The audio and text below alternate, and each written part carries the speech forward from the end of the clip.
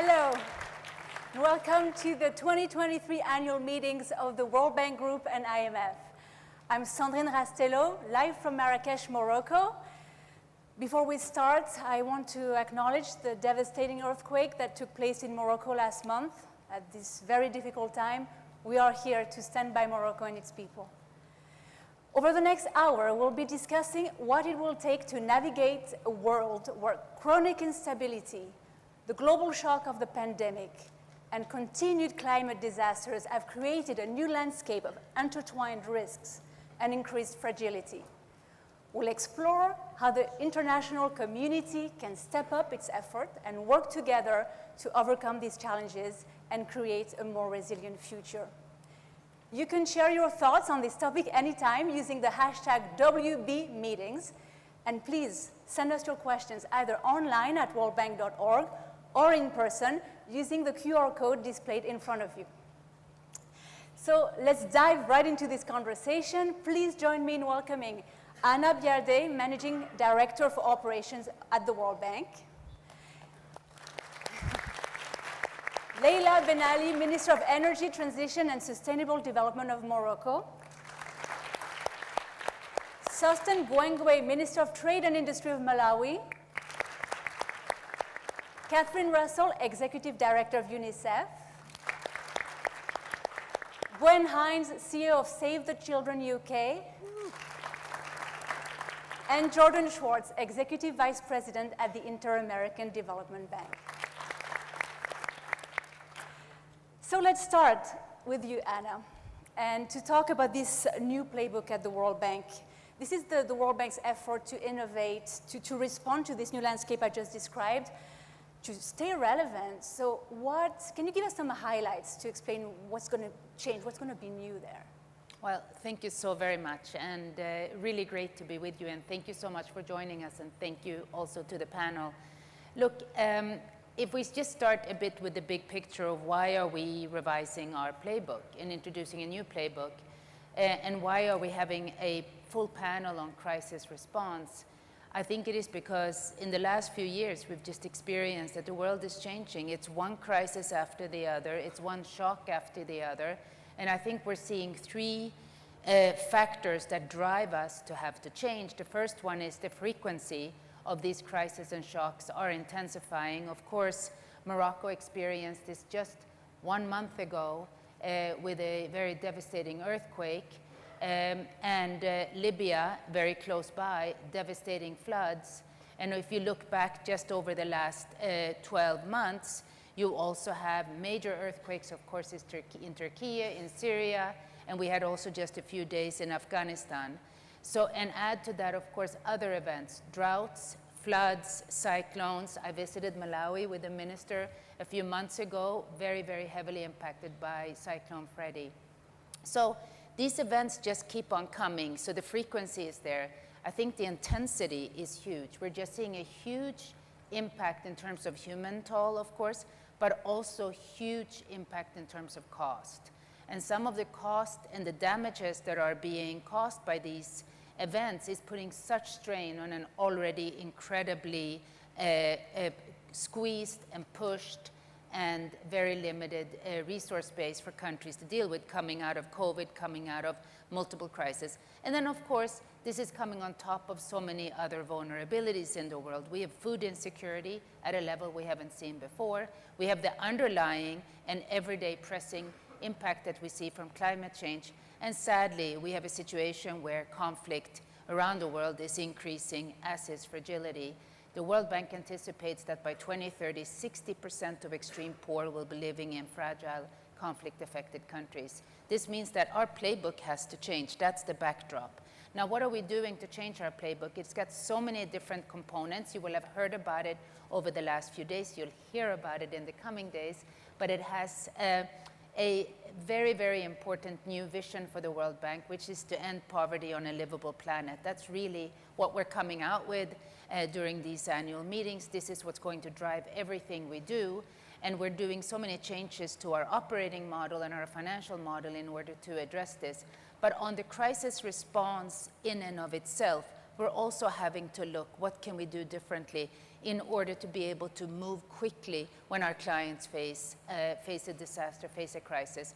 So in a nutshell, what we want to do is make sure we have resources available very, very fast. And we're doing that by mobilizing instruments, including new instruments. So we want to join many others who are designing features now to give a relief on debt repayments. So that's a very important feature that we announced during the Paris Summit. Secondly, we want to utilize much more instruments we have where clients can draw down on resources when they need them, they're available. Thirdly, we want to be able to have our clients in their portfolios move money around more quickly.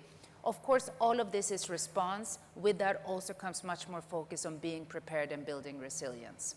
Thank you for making that link between the context and the response. Minister Benali, just because I have a question on Morocco, but I'm just wondering, what do you feel when you hear this? Is that a useful response to the needs of client countries? Oh, thank you. I think it was long overdue. When I hear new playbook, I think from our perspective is definitely long overdue, and for two reasons. We think that the first thing that the world is suffering from is a crisis of fear before being a crisis of climate and the triple planetary crisis that we are living in. And this crisis of fear is actually hampering exactly what Anna was saying, which is to make capital move fast and faster between the different stakeholders. If I take, for example, the amount of savings that a population like China is taking from its disposable income, before COVID, Chinese people used to save 30% of their disposable income. Today, after COVID, they are saving more than 50% of disposable income. And that prevents Anna from moving capital from where it is to where it's needed. That's the first crisis. And I think the second crisis that we are also noticing is the crisis of dignity. I think what was unbearable 20 years ago is becoming bearable today. So when it comes to tackling poverty, and mind you, with the stickier inflation, poverty is becoming even more adamant.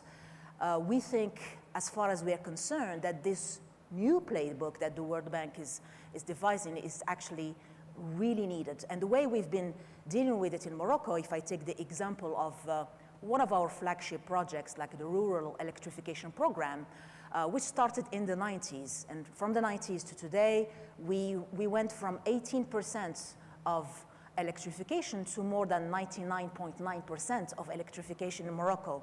And we realized a few years ago, under the enlightened leadership of His Majesty the King, that one of the things that is missing is that last mile. And we will never be able to reach 100% of modern access to modern forms of energy and affordable forms of energy if we don't actually change and use a new playbook in the way we finish our rural electrification programs. So we started thinking about how we can replicate projects around mini-grids, solar, batteries, and that's exactly what was really useful after the earthquake that you mentioned, because today we could deploy in a matter of less than 2 weeks solar kits with batteries, and we could electrify those camps.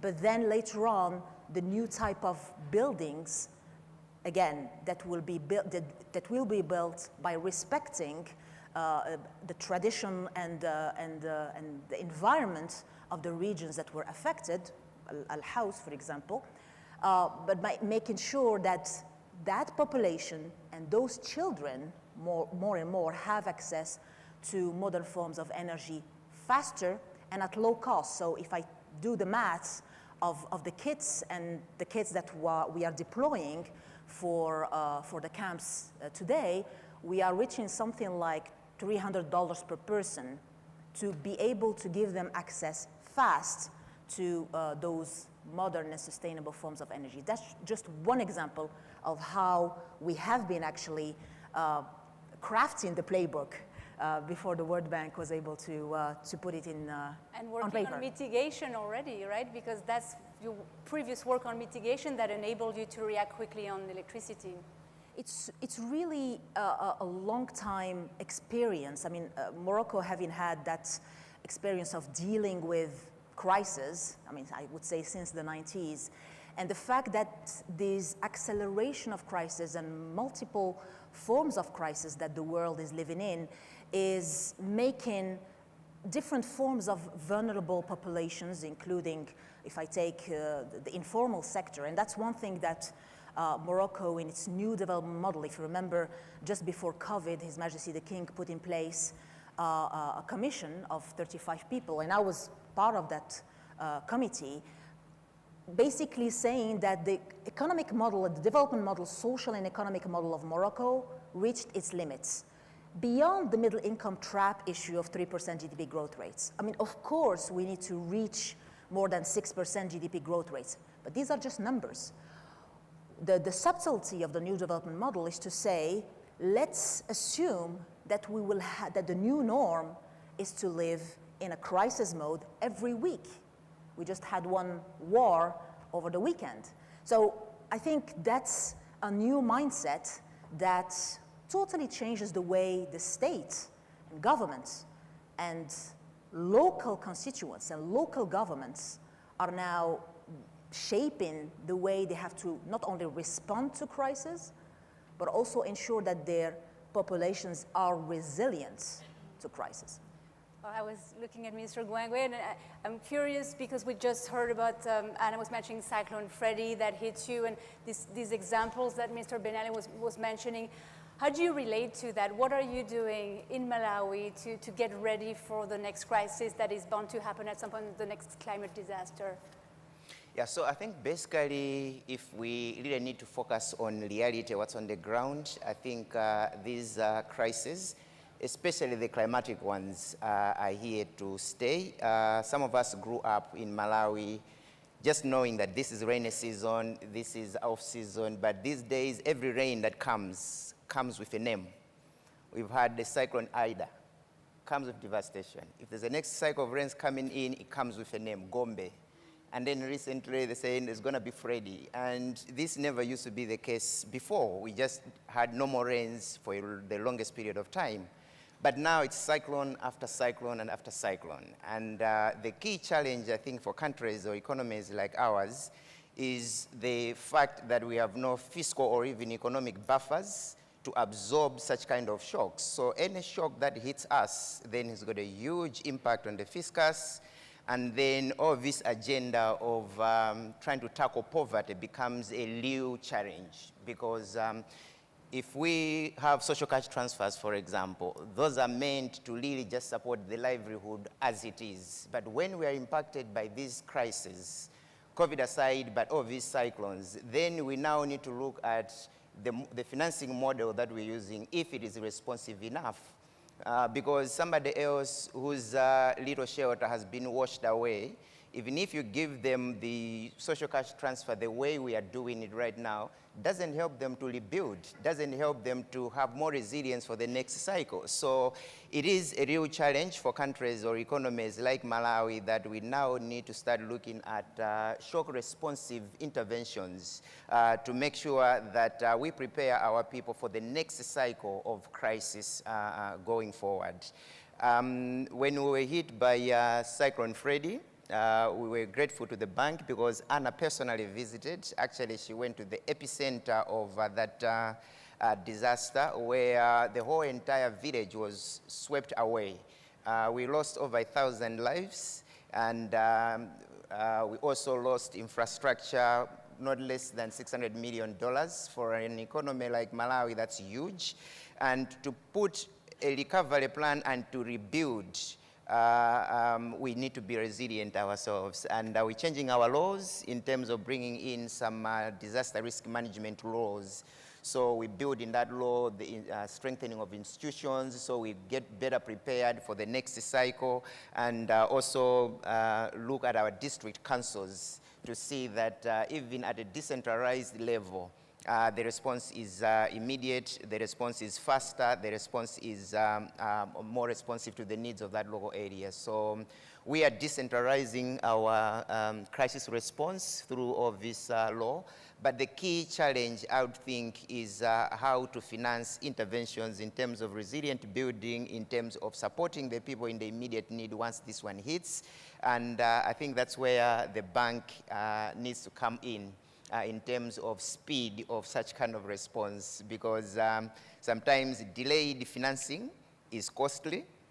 You would have a crisis. We had a cholera crisis a few months ago. And we are now almost out of it. But I was talking to our minister responsible for health and say, you know, the commitment that was done to respond to this is still yet to disburse. And we think like we are almost out of that crisis.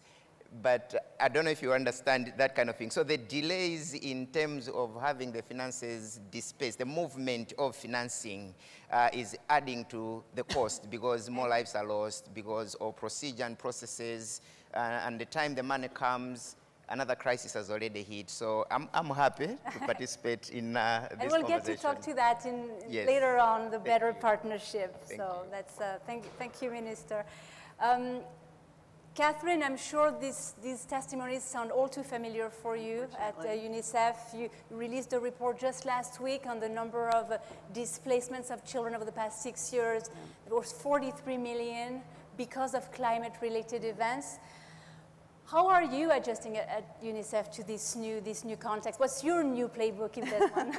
Well, thank you, Sandrine. I think Anna did a very good job of laying out all of the crises that children are facing. And, you know, from the perspective of UNICEF, we look at everything through a child lens and what kind of impact does this have on the lives of children.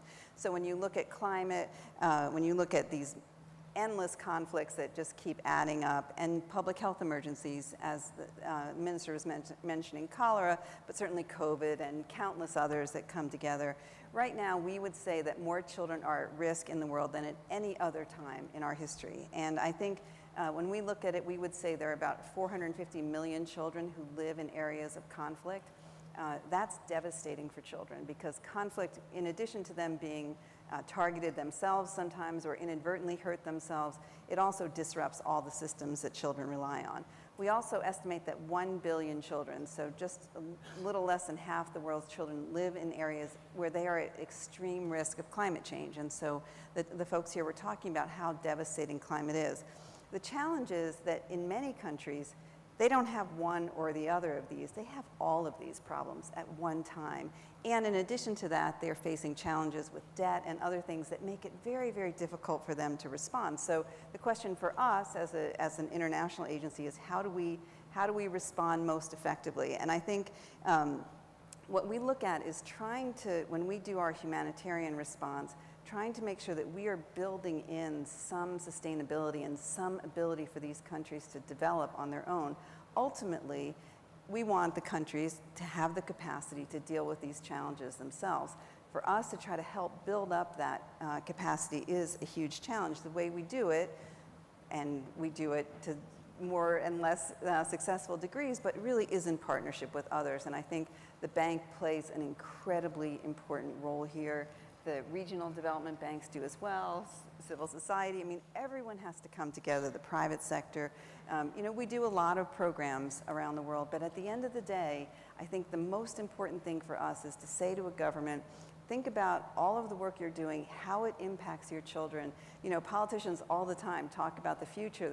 Well, the future is children, right? And if we don't get children healthy and educated, that is incredibly devastating, not just for that country, but for the region and for the whole world. So from UNICEF's perspective, we try to be there before, during, after all these challenges, try to help these countries. But we need the countries at the end of the day to take the mantle of this, and we need to help them to do that.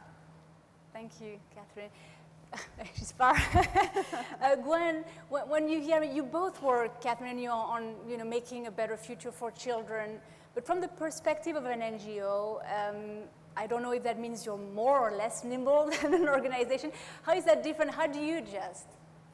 Thanks very much. So I think, like everybody, the key thing all of us need to do is stop treating shocks like a surprise. This is the new normal. And whether it's the UK, whether it's in Lebanon, whether it's anywhere in the world, including Morocco, we all need to get used to this. And we need to be also thinking, how do we keep making progress in a time of crisis? Because as Catherine said, you can't say to a child, right, your life is on hold for the next 2 years, because there's a lot of other things we, the grown-ups, need to deal with. That's just not fair, and it's also not right, because for a child of 10, 2 years is 1/5 of their lifetime. And we know that when it comes to nutrition, the first 1,000 days are what really matters. We know that when it comes to education, it's a fantastic investment. So just to give you one example, we're really taking the idea that you can't say any area is too hard, because otherwise, again, you're going to write off huge numbers of children. So back to school is a really big priority for all of us. You know, I have kids, I want them in school. During COVID, we know more than 1 billion children had their learning disrupted. So we started at the beginning of COVID, not the end, to say, how do we get children back to school and learning? But we've been specifically targeting kids who drop out. We know that girls drop out and often go into marriage, and then they don't come back to school. We know that children from poor families drop out because they're put into work and they don't come back to school. Yet these are the children who most need education and most benefit from it. So we took everything we'd learned from working with children, street kids, others who dropped out of school, about how do you get them to catch up with learning. We took what we knew about how do you provide cash and other assistance to poor families to make sure we're dealing with the poverty problem. We took what we knew about dealing with child marriage and other child protection issues, and the idea of a case management approach that goes to the household, goes to the community, and we put that together. And we worked with the community to say, you want your children back in school, we want the children back in school. How do we bring that integrated approach? And I have to say, we've been working with 8,500 kids across 4 countries. Somewhere between 90 and 100% of those children are back to school.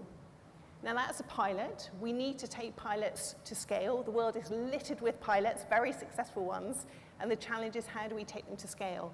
But that kind of integrated approach that says, this is not too hard, this is entirely doable if we actually do it, and focus on that community level is something I think all of us need to really get behind. Thank you. And I have another multilateral institution at the other end of the row. Hi. One thing, we've talked a lot about climate. I would just like to touch on political risks, socio-political risks here, because that's also one of the new risks in these intertwined risks I was talking about in the beginning. What are you doing at the American Development Bank on that particular aspect? You have Haiti, you have Colombia. Can you give us an idea of how you are adjusting? Well, thank you for that, and thank you for including the Inter-American Development Bank on this important panel. I guess from the perspective of a development partner, certainly a multilateral development bank, political risk manifests itself as social stress or dislocation. And to this point that Gwen was making about crisis is always with us, I guess we can add the social stresses that have come from these sorts of migrations and political dislocation as well. I think what we've learned is, now that crisis is always with us, that it's not a fly-in business to respond. And we become, I think, we the multilaterals in general, maybe Anna can reflect on this, have become much more dependent upon our presence on the ground, much more committed to a kind of long-term presence and relationship building. You had mentioned Colombia, I think referring probably to the Venezuelan migrant situation that has affected much of Latin America, but in particular the bordering communities of Colombia. Institutions like the World Bank or the Inter-American Development Bank, we have large numbers of staff on the ground. I know the World Bank has put all of its directors now, its country directors, in the field permanently. The Inter-American Development Bank has moved even its regional managers into the field and have large offices in these places. And the establishment of relationships with civil society to help implement social response to social stress, continuation of basic services, transfers in real time to needy populations, And to work with subnational governments is a big part of this as well. It requires that kind of constant presence and relationship building. So I think that's a big part of it. And I guess a theme to the panel and a theme maybe continue to explore over the next half hour is speed, quickness, alacrity, the ability to move quickly. And to be able to balance the original objectives and mission of these institutions, which is long-term development, with the kinds of instruments that can respond to crisis, since the world is with us too much, late and soon, like the poet said. So, Thank you. Well, I think what's starting to transpire here, and of course that's one of our topics, that there are all these initiatives. Everybody's doing something, everybody's reacting, but we know we can do better, and we know partnership. Partnership has been mentioned already several times in the first round. I think let's dive a little more in that, and I guess I'll go back to Minister Gwengwe because I want to give you a chance to follow up on your thought. So you were saying the bank could be faster, is that? Let's not just stick to just the bank, because, but to all your partners, maybe, what can they do better? Right, so let me say the focus is on the bank because they're like the big brother, the trusted partner, so a victim of own success. But allow me to say that the way Malawi has responded to some of these crises has really been so much in close partnership with the bank. And I think there have been the traditional ways of financing these shocks with the banks. The crisis response window has really been very helpful for us. The SECs have also been very helpful for us in responding. I would say that beyond maybe using the SECs and beyond using the crisis response window, we probably need to start looking even at the general IDA resources, because as you'd know, economies like ours are benefiting a lot from IDA resources. So you have a situation where the SEC has its own limitations, the crisis window has its own limitations in terms of quantums and speed of disbursement. But you are sitting on quite a lot of IDA resources in projects that are not moving fast enough. So the money is there in your country, and then people are suffering, they need some support, but you can't move around because it's not fluid enough in the IDA resources. And I think that's where I would be advocating for economies like ours, that can we really look at these, because it's embarrassing sometimes for governments to say, well, we've got a portfolio and these are the resources that are committed to us, but you can't touch it. Meanwhile, your people are suffering and they need some sort of support. So I think that's just one aspect from the bank, and I've put the bank on the spot because they really have helped Malawi bounce back quicker and better when we had our electricity grid wiped by a third. The Kapitula Dam had collapsed during the cyclones, and the bank did help us to put it back on, and we had issues to do with some food shortages, and the bank came in. So the bank has really been very supportive, but we still think a look at the IDA resources would actually help us a little bit more.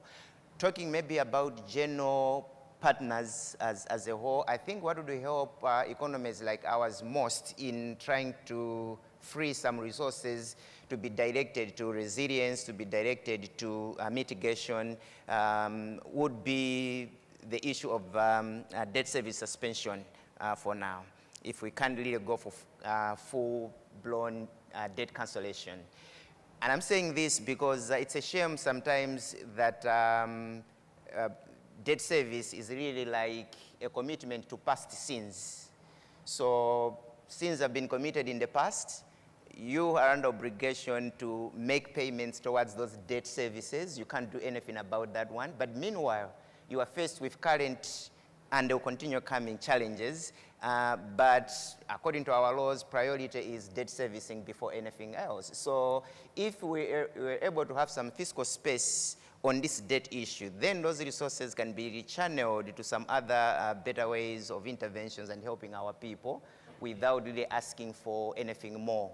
So I would think that this discussion about debt service suspension or debt cancellation should be taken seriously, because otherwise we have no buffer fiscally, and whatever hits us really translates into worsening poverty for our people. Meanwhile, the burden on our shoulders to repay from the past sins we've committed remains, and it's eating too much into the fiscus, and that should really be taken seriously by partners. Since we're on the theme of money and maybe putting other people on the spot, but not on this panel, but I wanted to, we received some questions from the audience also beforehand, and there's one I think that would be fitting here for you, Minister, and perhaps for Mr. Ben Ali as well. It's on the climate crisis and rich countries, so here it is. The climate crisis, which is by far the worst of the crisis engulfing the world, cannot be addressed without the support of rich countries. Is this happening? I know it's an ongoing debate, but either of you wants to answer in particular, or? You can take it. Thank you. Right. I think while Minister of Finance of Malawi was talking about debt service, and I think we cannot answer this question about climate change and this dichotomy between the rich world on one side and the poorer world on the other side without having serious discussions indeed about debt. Because this question of climate, this crisis, is by nature cross-generational and cross-boundaries. So we can go around in circles for years, but as long as we don't address this specific question about how we get beyond the traditional toolkit of financing, debt versus equity, bond versus equity. And that's why I'm really actually grateful for the World Bank, because they put in place this new playbook and saying in a very humble way, the traditional toolkit doesn't work anymore. That's exactly what I think Anna is saying. So, and the fact that these pools of finance, and as I said earlier in my introduction, there is a crisis of fear, and there is a crisis of dignity, and in Morocco, we like to be hopeful and put dignity and human in all the strategies that we are doing. So if I take the example of our national strategy of sustainable development, where climate is a big part, it's actually a bottom-up strategy that is not being crafted between ministries, between myself and our Minister of Finance, but really coming from the population to say, well, if you want us to go and tap into that pool of international finance, what is it that you need exactly when it comes to your vulnerability, when it comes to climate, for example, because our tourism sector is affected by climate, our fisheries are affected by climate, etc. So I think today, it's really a matter of understanding that the traditional toolkit doesn't work, and we have to do two things at the same time, and really take these crises, and I'm sorry to say it this way, in a panel where we have, where actually maybe the theme of the panel was a bit different from what I'm going to say, but crises have to become opportunities. We have to, for those affected populations, ensure that we're not just building back better, like we used to say over the last few years, leaving no one behind. I mean, what does that mean exactly if we still have that crisis of dignity? We think, and I think the Moroccan experience is the best example, is by building forward, and instead of telling that child that, hey, you have to put your life on hold for 10 years, we actually, I'm not even sure that we tell him that. I'm not even sure that he's aware that his life is going to be put on hold for 10 years. Why don't we tell that child, your life is going to be better than before this crisis? Why? Because we are going to, sorry to use the word, leapfrog to better technologies. If I take my small example of rural electrification, you're not going to have access only to solar kits and batteries, but also to digital, so that you as a child can have access to whatever being taught in your local school, but what the digital world is providing you with. And also building forward, making sure that the infrastructure that we are building again is actually much better than the infrastructure that that population wouldn't have access to for years. And why I'm saying that, I'll just call on what our Minister of Finance was saying yesterday in the first panel of this week, it's true that many Global South countries did not default on their debt. However, they have defaulted on the future of their children, and they have defaulted on the infrastructure, modern forms of infrastructure that they need to have, including, of course, energy and electricity and digitalization, etc. Very quickly, because I just wanted to follow up, but I have other questions for other panelists. Where does the private sector fit in there? Is it a valued partner? Is it present enough? The private, do you want to take that? Or? No, I mean, yeah, either of you on the private sector part. I mean, again, I'll just finish by saying what I was saying earlier. I mean, we need to get beyond. The private sector is a major part of the equation, and we need to ensure that it's becoming more fluid, as we were saying earlier. And the fact that in our investment plans in Morocco, we want actually to move from 1/3 private, 2/3 public, and reverse that to 2/3 private sector and 1/3 public is actually a key part of the equation. And it's not only because we believe that states do not have money to finance infrastructure, it's also because we feel and we strongly believe that the private sector has a major role to play. But in order to do that, as I said, we need to get beyond the traditional toolkit of financing of bond versus equity and debt or versus equity in project finance. Thank you. I have too many choices. I'll leave the Minister of Finance to finish. Yeah, very quickly. Maybe on just private 1 sector. minute, just to add that I think leveraging on private sector financing is very crucial. When Freddie hit, it hit a month before our national budget, and we very quickly reorganized ourselves and introduced what we call the Freddie levy to the pump price of fuel. So we added a few cents to the pump price of diesel and petrol, and those resources were ring-fenced to start rebuilding and supporting the Freddie victims. But then what we saw was quite a number of local banks, the commercial banks, came in and started leveraging on that decision, saying, you don't have to wait until you collect, because that's going to take you another 6 months to build that fund, the Freddie fund.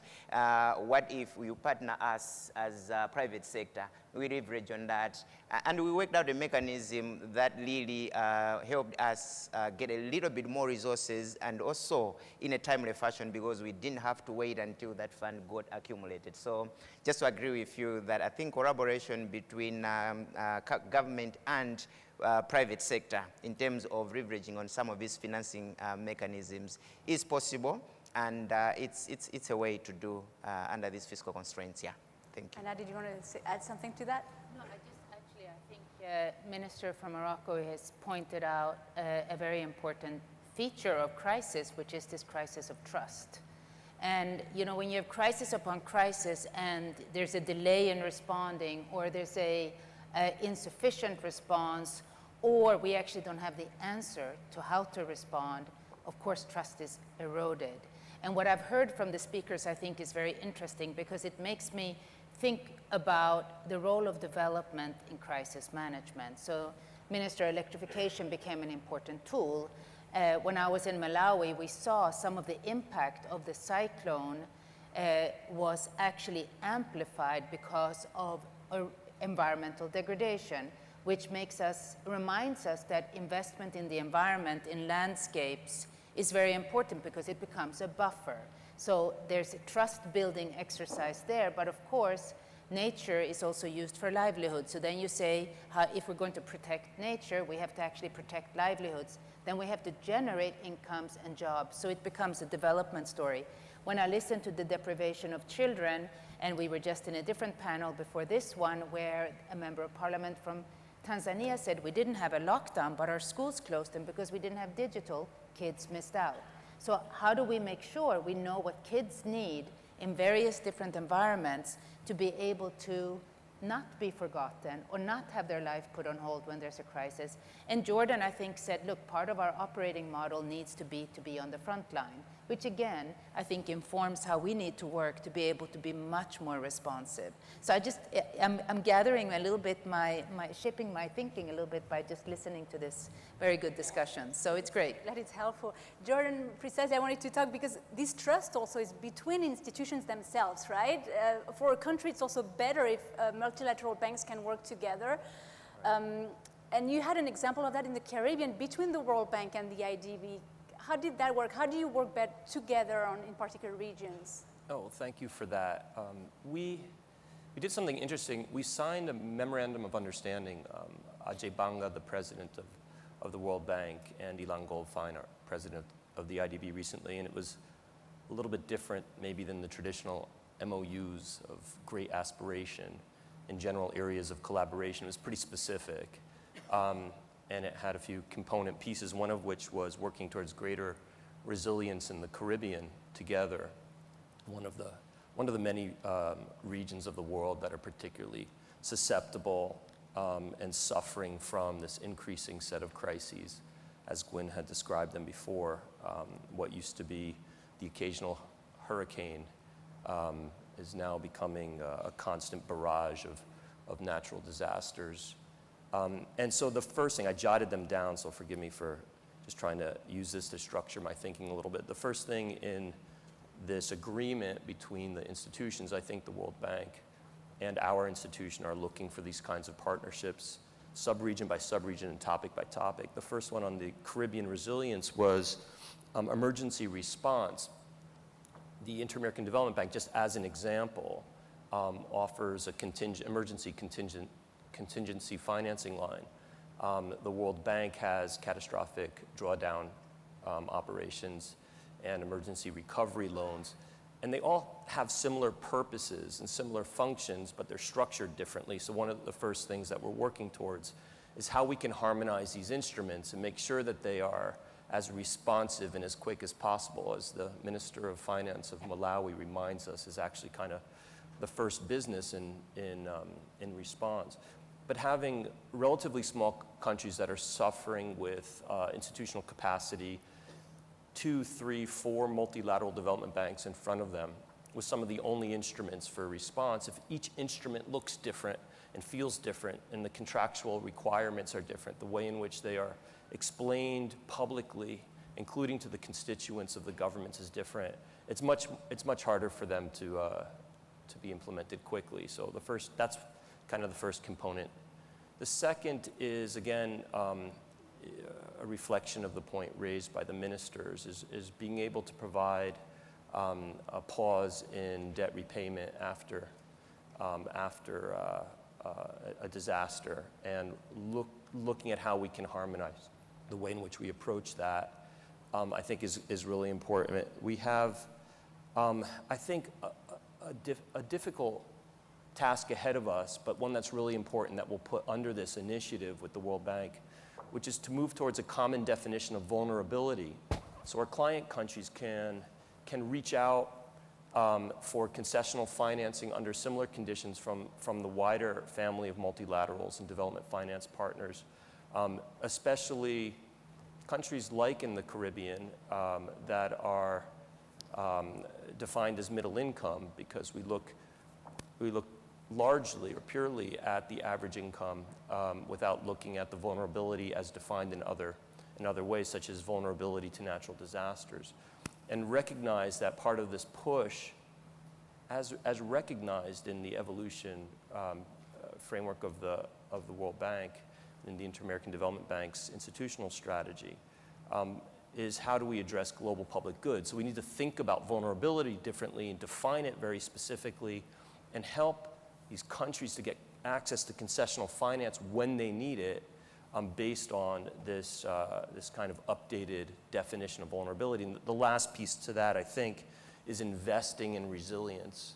And being able to invest in resilience means probably common across multilateral development bank and government, all of government, understanding of what are the investment priorities so that they can be more able to adapt and to resist and to be resilient against the natural disasters that are every day more and more with us. Thank you, Jordan. Before I bring it back to Anna for the end and maybe her response to all this, I just wanted to see with Catherine and Gwen, and Gwen, about, we're in a bit of a 360 evaluation of the bank here, not evaluation, but you know, what can it do better? How can it make you, Gwen, perhaps first, how can the bank, other institutions you work with, can make you more effective at your job? You know, I was struck by what the minister was saying about the choices that these countries have to make sometimes, and we see that all the time. You know, do they invest in education? We're constantly pushing countries to invest more in education. Do they invest in healthcare, or do they service their debts? That is a horrible choice for these governments to have to make. I just cannot say that enough. It is an unfair choice. I understand, you know, that there are many different holders of the debt, and it's challenging. It's not an easy thing to get resolved. But I do think as an international community, and the bank probably needs to lead this discussion, we need to figure out what to do about that, because it's inconceivable to see how they can really move ahead. I mean, as I said at the outset, we need governments to be strong and to have capacity. If they can't build that capacity, and if they can't do the work for their societies themselves, ultimately it's going to be a challenge for everyone who lives in that country. And so we have to somehow help them to do that. And I think that the bank, you know, we do a lot of work together, fantastic work in Yemen, South Sudan, Afghanistan, very difficult places that are so fragile, really on the verge constantly of falling apart. And we're able to work together and do really important work. But I think at the end of the day, you know, these fragile contexts, hopefully through trying to work through some development, we can get them on better footing. That's what we ultimately need to do, and we need to do it together. And the bank and the regional banks play a critical role in that. And I think they are doing a good job on that, I have to say. I just think the needs are so extraordinary. I mean, when we talk about the billions of children, really, who need assistance, we still live in a world where children starve to death, right? That is morally unacceptable, right? That should not happen. There is plenty of resources in the world to make sure that doesn't happen, but just trying to get them in the right place is the challenge. But I think the bank plays a critical role in helping these countries do better, and we try to be right there with them to do the work. Gwen, what about from your perspective? Sure. So I really like what the Moroccan minister said about, you know, we have to still have a positive vision of the future. And, you know, we talk at Save the Children about powering the possible. You know, if you just think about, there is so much opportunity, there are so many things which can be done. Yes, there are crises, but when I say stop treating them as a surprise, what I mean is so that we bake that in and we can deal with them quicker, better, and move on to still build that better future. So to give a couple of practical examples for the World Bank, since we're here at the annual meetings. The first one is think much more about layered finance. If you think about a country like Somalia, which is going to get hit all the time by lots of shocks, is incredibly vulnerable to the climate crisis, as well as conflict, as well as other things. Let's put in place investments in community resilience. Let's put in place shock-sensitive social protection, which provides that safety net in the way the finance minister was saying in Malawi, but the amounts increase when crises hit. Let's put in place pre-agreed emergency funding. Let's underpin all of that through risk insurance, which also incentivizes action on prevention, which is really important. Now, you might say all of that exists. Well, it does to some level. It exists across different bits of the international system, but it's not joined up, it's not coherent. And just to say that at Save the Children, one of the most powerful things we've done in the last 2 years, and the reason I'm really excited by this, amongst our huge organization, we take a lot of money from lots of people who are government donors, multilaterals, and we're really proud to be partners. But the most powerful funding we have is the money we get from members of the public. So we have a pooled children's emergency fund, and that means on day one, we can react. So over the weekend, we put $1 million straight into the response in Gaza, in Pakistan, in the earthquakes in Turkey, Syria. You know, we need to be able to respond really, really quickly, and we're moving even further to say, how do we do it based on forecasts? So we know El Nino is going to make things much, much worse. So we're now working in different countries to say we can forecast what the weather is going to do to harvest, what it's going to mean in terms of floods months from now. How do we actually put the money in the community now to begin that response? So very much as the minister says in Malawi, get even further, not even day one, but ahead of the crisis. Thank you, Gwen. Back to you, Anna, from where we're all started. I'd love to get some of your takeaway from this discussion, and perhaps, you know, an example of the new playbook, how it would look like concretely on the ground. Yeah, no, this is a really fabulous discussion, and you know, I'm reminded again of when I visited Malawi and we talked about the budget and how the budget is essentially preoccupied with two categories of expenditure, debt service and disaster response. Debt service is sort of predictable, disaster response is not, but once you've accounted for those two, there's usually not much left over. And I think this is a powerful example of why our playbook today needs to be so different. Because we need to be able, as the minister also says, to be able to say you actually have a stock of resources already in the projects. If some of those projects are less pressing than others, let's move those resources around. When we design new programs with you, let's build in contingencies so that when the day comes and you look at your budget and say, I have these obligations and I don't want to always squeeze my development part, my investment in human capital, my investment in infrastructure. So you need to have contingencies that we need to be able to provide, and we need to be able to step up and provide it fast.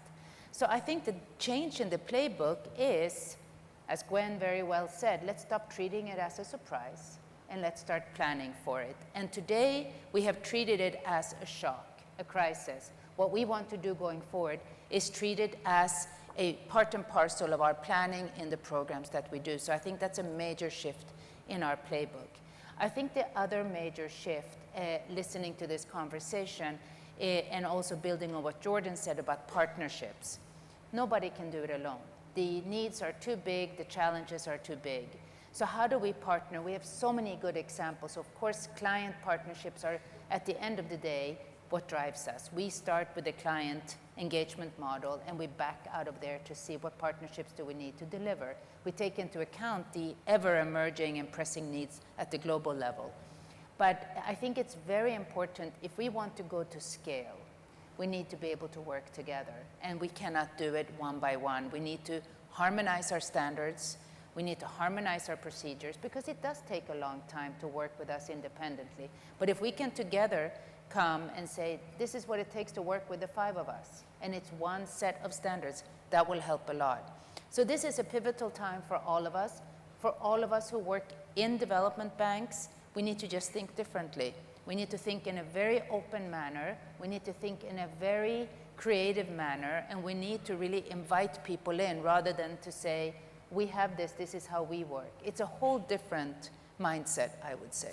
And actually, there was a question from the audience that I think you can probably answer very quickly because it's on the playbook that says, will the new playbook be better positioned to help resuscitate African economically stressed by the African economies that are worse stressed by the effect of COVID and global economic shocks?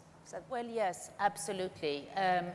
In a number of ways, I would say. First, our response time is going to get better, much better. Secondly, we're introducing something called Global Challenge programs. One is dedicated actually to pre-COVID stresses, including on food security and nutrition, including health preparedness from pandemics. And we have a huge focus on human development. So health and education will continue to be such a big push. We're also going out, raising resources for IDA. IDA is so important for countries in Africa. We have front-loaded because the needs have been so big. So now we're running out of money in IDA. We have a crisis response facility that needs to be funded, and we have an IDA 21 that needs to be funded. We need to step up our resources in a massive way while leveraging partnerships, while leveraging the private sector. And I should add to that, new type of stakeholders like foundations that are interested in coming in and working with us. So we're never going to take our eye off the needs in Africa. Thank you. So I have a little challenge for my panel because we have like just a few minutes. But because we've touched on so many things and things emerged during this conversation, would you give me a final message for the audience? Short. Maybe start with Jordan and we'll come back all the way to here. Final message Final message on, Yeah. on crisis response? that I you want think- people to take away after this Okay, conversation. all right. I guess my summary message would be that we have to find a way to convert all of our technical capacity, all of our empathy into quick response without giving up our broader vision of long-term sustainable development. So that is the challenge for us, and I think that is embedded in instruments. It's embedded in this question that you asked earlier about what is the role of the private sector jointly with the public sector. We need to find a way to incorporate the private sector, not only for bespoke individual investments, but for helping to build resilient markets and investment regimes. I think those are the two pieces I'd add. Thank you. Gwen. So let's really get serious about partnership. Let's stop arguing about whether the money is humanitarian, development, climate, domestic budgets. Just really think about this point of partnership. And remember, the partnership starts with the children and their own families and their own communities. We are all here to serve them ultimately, and that's a really good test for all of us every day. Thank you. Catherine? I would say two things. One, I think we have to just stay laser focused on building capacity of governments and helping them to do better. And second, I had a great, Minister, I had a great meeting the other day with some young people from Morocco. And I have to say, you know, in my job, I see so many terrible things every day, but when I get to meet young people, I always feel so much better. And they were talking about the incredible work they are doing on climate, on child marriage. I mean, it was really just an amazing experience for me, and it's very, it's a good reminder that the future is in the hands of these young people, and we need to bring them to the table, not in a symbolic way, but in a real way, and we need for them to be part of the solution. Thank you, Minister Gungwe. Thank you. So me, I would bank in the flexibility in the rules book, and I know it's possible because for the longest period of time in Malawi, with the bank, we've been doing what we used to call Malawi Social Action Program, MASAP for MASAP. But from last year, we experimented the same thing, but tweaked in a different way to now look at climate smart public works, which essentially is the same thing, except now the focus is, as we're giving you these resources to support you at a household level, you need to be able to demonstrate that you can also do some work that will help in conserving maybe the catchment areas of your rivers and stuff. So the works are now specific on climate interventions, and they get some resources. So I think flexibility is possible. We just need to look at the playbook and see what can change so that we achieve speed. We also serve our people much, much better. Thank you. Mr. Benali? I will finish on two things. I will insist on this idea of partnerships and getting serious about partnerships. And I would say that as long as we, as governments, public stakeholders, MDBs, multilateral development banks, and charities, we don't believe in the future of humanity, our children and the private sector will not believe in the future of humanity. So we really have to ensure that all our work is actually Promethean, is that we are trying as much as possible to bring back the trust in the future. So when we talk about debt service, let's ensure that we are giving more time to these countries to address their debt service.